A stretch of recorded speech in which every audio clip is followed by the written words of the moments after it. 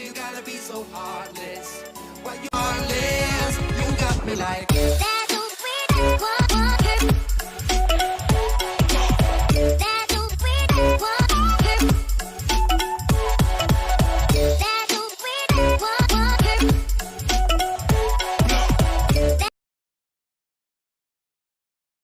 Tema yang kami bahas adalah tentang pengelolaan B3 dan limbah B3. Selamat menyaksikan. Sebagai upaya sadar dalam mengolah dan memanfaatkan sumber daya alam untuk meningkatkan kemakmuran rakyat, baik untuk mencapai kemakmuran lahir maupun untuk mencapai kepuasan batin. Adanya kegiatan pembangunan yang semakin meningkat sebagai upaya peningkatan kesejahteraan hidup selalu mengandung resiko pencemaran dan perusakan lingkungan hidup, sehingga struktur dan fungsi dasar ekosistem yang menjadi penunjang kehidupan dapat rusak. Oleh karena itu, penggunaan sumber daya alam harus selaras, serasi, dan seimbang dengan fungsi lingkungan hidup. Arah pembangunan jangka panjang Indonesia adalah pembangunan ekonomi dengan bertumpukan pada pembangunan industri. Berkembangnya industri di samping akan menghasilkan produk-produk yang bermanfaat bagi masyarakat, juga akan membawa dampak negatif terhadap lingkungan hidup di sekitarnya. Salah satu dampak tersebut adalah dihasilkannya limbah buangan. Berbagai jenis limbah buangan yang tidak memenuhi standar baku mutu limbah merupakan sumber pencemaran dan perusakan lingkungan yang utama. Lingkungan yang telah tercemar dan rusak akan menimbulkan dan meningkatkan biaya eksternalitas yang harus ditanggung oleh masyarakat. Kondisi demikian rawan sekali terhadap resiko timbulnya konflik sosial yang pada akhirnya akan mengancam kelestarian dan industri itu sendiri. Untuk menghindari terjadinya kerusakan lingkungan tersebut, perlu dilaksanakan pembangunan berkelanjutan yang berwawasan lingkungan hidup berdasarkan kebijaksanaan nasional yang terpadu menyeluruh dengan memperhitungkan kebutuhan generasi masa kini dan generasi masa depan. Salah satu komponen penting agar pelaksanaan pembangunan sesuai dengan dasar-dasar kebijaksanaan dan berwawasan lingkungan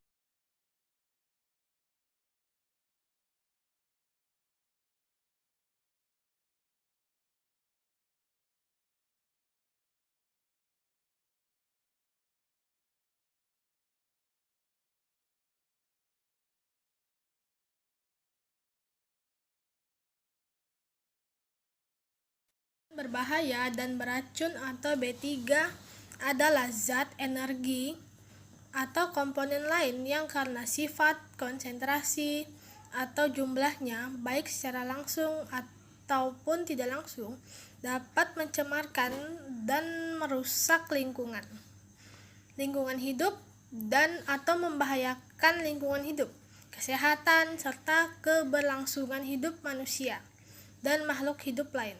Pengolahan limbah B3 adalah proses untuk mengurangi atau menghilangkan sifat bahaya atau sifat racun. Ruang lingkup pengolahan limbah B3. Layanan permohonan izin pengolahan limbah B3 yang diberikan meliputi pengolahan sesuai dengan peraturan yang berlaku, di antaranya yaitu pengolahan secara kimia, fisika, dan biologi. Kemudian tujuan pengelolaan limbah B3 yaitu untuk mengurangi dan mencegah semaksimal mungkin ditimbulkannya limbah B3 dan mengolah limbah B3 dengan tepat sehingga tidak menyebabkan terjadinya pencemaran lingkungan dan terganggunya kesehatan manusia. Dalam pengaturan limbah B3, ada peraturan dan dasar hukum tentang pengaturan dan pengelolaan limbah B3. Yang pertama yaitu Undang-Undang 32 Tahun 2009 tentang Perlindungan dan Pengelolaan Lingkungan Hidup. Lalu yang kedua yaitu ada Peraturan Pemerintah Nomor 18 Tahun 1999 Junto Peraturan Pemerintah Nomor 85 Tahun 1999 tentang Pengelolaan Limbah Bahan Berbahaya dan Beracun. Yang ketiga ada Peraturan Pemerintah Nomor 101 Tahun 2014 tentang Pengelolaan Limbah Bahan Berbahaya dan Beracun. Lalu yang keempat ada Peraturan Menteri Negara Lingkungan Hidup nomor 18 tahun 2009 tentang tata cara perizinan pengelolaan limbah bahan berbahaya dan beracun. Lalu yang kelima yaitu ada keputusan Kepala Badan Pengendalian Dampak Lingkungan tentang persyaratan teknis pengelolaan limbah bahan berbahaya dan beracun. Dasar hukum ini terdapat undang-undang, peraturan pemerintah, peraturan menteri, dan keputusan Kepala Badan Pengendalian Dampak Lingkungan. Secara umum, kewenangan pengelolaan lingkungan hidup dapat dibedakan menjadi 3 kelompok, yaitu kewenangan pusat, provinsi, dan kabupaten atau kota. Pertama, ada kewenangan pusat terdiri dari kebijakan tentang 1. Perencanaan nasional dan pengendalian pembangunan secara makro. 2. Dana perimbangan keuangan seperti menetapkan dan alokasi khusus untuk pengelola lingkungan hidup. 3. Sistem administrasi negara seperti menetapkan sistem informasi dan peraturan perundang-undangan di bidang pengelolaan lingkungan hidup. 4. Lembaga perekonomian negara seperti menetapkan kebijakan usaha di bidang lingkungan hidup. 5. Pembinaan dan pemberdayaan sumber daya manusia. 6. Teknologi tinggi strategi seperti menetapkan kebijakan dalam pemanfaatan teknologi strategi tinggi yang menimbulkan dampak. 7. Konservasi seperti menetapkan kebijakan pengelolaan lingkungan hidup kawasan konservasi antar provinsi dan antar negara. Kemudian ada standarisasi nasional, lalu pelaksanaan kewenangan tertentu seperti pengelolaan lingkungan hidup dalam pemanfaatan sumber daya alam lintas batas provinsi dan negara, rekomendasi laboratorium lingkungan, dan sebagainya. Kedua, ada kewenangan provinsi, terdiri dari kewenangan dalam bidang pemerintahan yang bersifat lintas kabupaten atau kota, kewenangan dalam bidang tertentu seperti perencanaan, pengendalian, pembangunan regional secara makro, penentuan baku mutu lingkungan provinsi yang harus sama atau lebih ketat dari baku mutu lingkungan nasional, menetapkan pedoman teknis untuk menjamin keseimbangan lingkungan yang ditetapkan dalam rencana tata ruang provinsi, dan sebagainya. Kemudian ada kewenangan dekonsentrasi seperti pembinaan AMDAL untuk usaha dan kegiatan di luar kewenangan pusat. Yang terakhir ada kewenangan kabupaten atau kota, terdiri dari perencanaan pengelolaan lingkungan hidup, pengendalian pengelolaan lingkungan hidup, pemantauan dan evaluasi kualitas lingkungan hidup, konservasi seperti pelaksanaan pengelolaan kawasan lindung dan konservasi rehabilitasi lahan dan sebagainya, penegakan hukum lingkungan hidup, dan yang terakhir ada pengembangan sumber daya manusia pengelolaan lingkungan hidup. Program pengelolaan limbah B3. 1. Pentaatan dan penegakan hukum. 2. Inventarisasi dan pemantauan limbah B3. 3. Clean up program, lokasi tercemar. 4. Minimisasi limbah. 5. Sistem tanggapan darurat, sistem informasi, sistem tanggap darurat, dan peraturan perundang-undangannya. 6. Peningkatan kesadaran masyarakat. 7. Mengadakan pelatihan-pelatihan. Strategi pengelolaan limbah B3. 1. Mempromosikan dan mengembangkan teknik minimisasi limbah melalui teknologi bersih, penggunaan kembali, perolehan kembali, dan daur ulang. 2. Meningkatkan kesadaran masyarakat. 3. Meningkatkan kerjasama antar instansi baik di pusat, daerah, maupun internasional dalam pengelolaan limbah B3. 4. Melaksanakan dan mengembangkan peraturan perundang-undangan yang ada. 5. Membangun pusat-pusat pengolahan limbah industri B3, PPLI B3 di wilayah yang padat industri.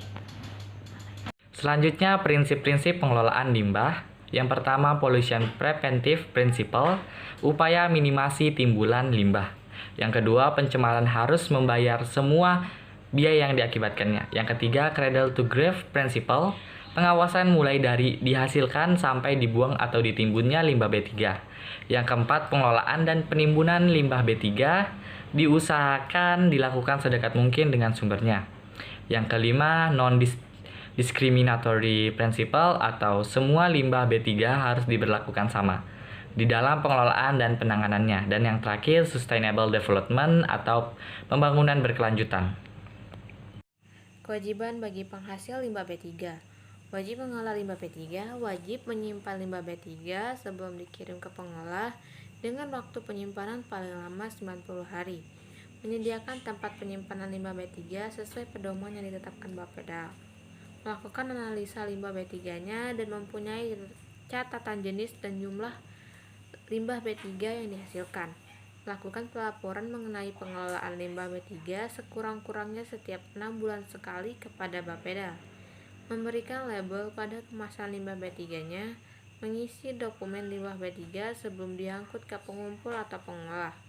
Membantu pengawas atau Bapeda dalam melaksanakan pengawasan, harus mempunyai sistem tanggap darurat dan melaksanakannya bila terjadi keadaan darurat.